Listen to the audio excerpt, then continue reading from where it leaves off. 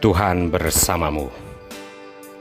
Inilah Injil suci Yesus Kristus menurut Matius, bab 19, ayat 13 sampai dengan ayat 15.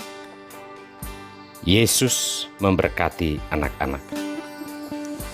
Lalu orang membawa anak-anak kecil kepada Yesus, supaya ia meletakkan tangannya atas mereka dan mendoakan mereka. Akan tetapi murid-muridnya memarahi orang-orang itu. Tetapi Yesus berkata, "Biarkanlah anak-anak itu, janganlah menghalang-halangi mereka datang kepadaku. Sebab orang-orang yang seperti itulah yang empunya kerajaan sorga." Lalu ia meletakkan tangannya atas mereka, dan kemudian ia berangkat dari situ. Demikianlah Injil Tuhan.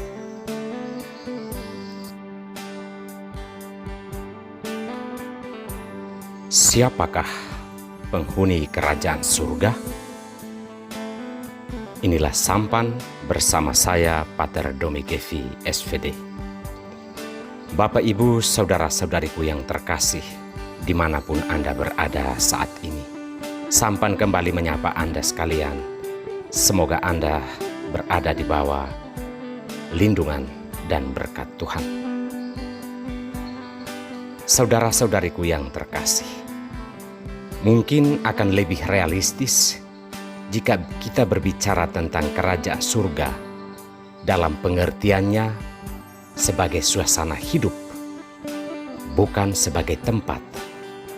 Karena surga sebagai tempat, mungkin tak satu pun di antara kita yang pernah hidup, melihat, dan mengalaminya. Kerajaan surga sebagai suasana adalah keadaan hidup di mana Allah lah yang memimpin seluruh kehidupan orang-orang yang percaya kepadanya. Orang-orang yang percaya kepada Tuhan itu adalah orang-orang yang takwa dan menyembah hanya kepada Allah, bukan kepada dunia dan dewa-dewanya. Orang-orang takwa adalah orang-orang yang percaya bahwa Tuhan adalah Bapa yang baik. Maka Tuhan selalu menjadi tempat perlindungan dan tempat bersandar yang aman. Saudara-saudariku yang terkasih, Yesus menegaskan bahwa anak-anak kecil adalah pemilik kerajaan surga. Sebagai orang dewasa yang sudah paham beriman, kita mungkin bertanya bahwa bagaimana mungkin anak-anak yang belum tahu berdoa di dalam gereja atau tempat ibadah masih berlari kian kemari, kok bisa disebut pemilik dan penghuni kerajaan surga?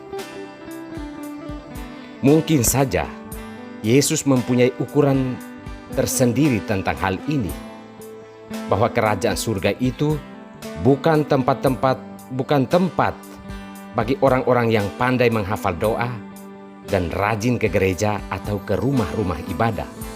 Tetapi kerajaan surga adalah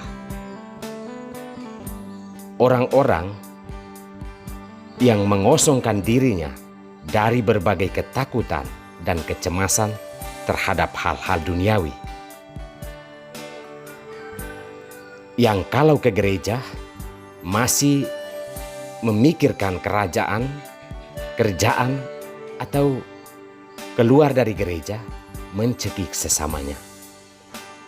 Anak-anak kecil adalah orang-orang yang polos apa adanya di depan Tuhan dan manusia dan tidak pandai bersandiwara.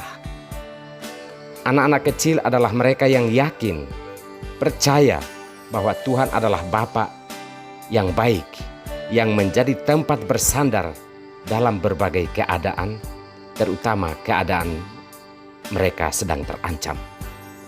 Intinya, bahwa anak-anak kecil adalah pemilik kerajaan surga karena mereka hidup tidak terbebani dengan berbagai urusan duniawi, karena mereka percaya bahwa Allah adalah Bapa yang menyediakan segala kebutuhan hidup. Maka yang ada di dalam diri mereka adalah percaya kepada Bapaknya. Iman seperti inilah yang diharapkan oleh Yosua ada dalam diri setiap orang Israel. Mereka diminta untuk percaya dan bertakwa kepada Tuhan dengan sungguh-sungguh, karena Tuhan telah membuktikan di hadapan mereka dan nenek moyang mereka bahwa Ia setia dan membawa mereka kembali ke tanah yang aman, ke tempat di mana tidak ada perbudakan dan ketidakadilan. Jika orang-orang Israel atau bahkan kita bertakwa hanya kepada Tuhan, maka kerajaan surga sebagai suatu suasana hidup yang merdeka, penuh sukacita dan keadilan akan menjadi milik kita. Dan selanjutnya, kita akan mengalami kerajaan surga sebagai suatu tempat yang dijanjikan Allah ketika kehidupan kita di dunia ini berakhir. Saudara-saudariku yang terkasih, Tuhan tidak pernah memilah-milah siapa yang akan bersamanya di dalam kerajaan surga. Ia telah menyediakan tempat itu bagi semua orang yang memiliki semangat kerendahan hati dan mau mengosongkan diri dari berbagai kepentingan duniawi dan mengandalkan Tuhan dalam suka dan duka hidupnya. Semoga kita semua memiliki semangat iman seperti anak-anak kecil yang belajar percaya kepada Tuhan dalam segala situasi hidup yang kita alami.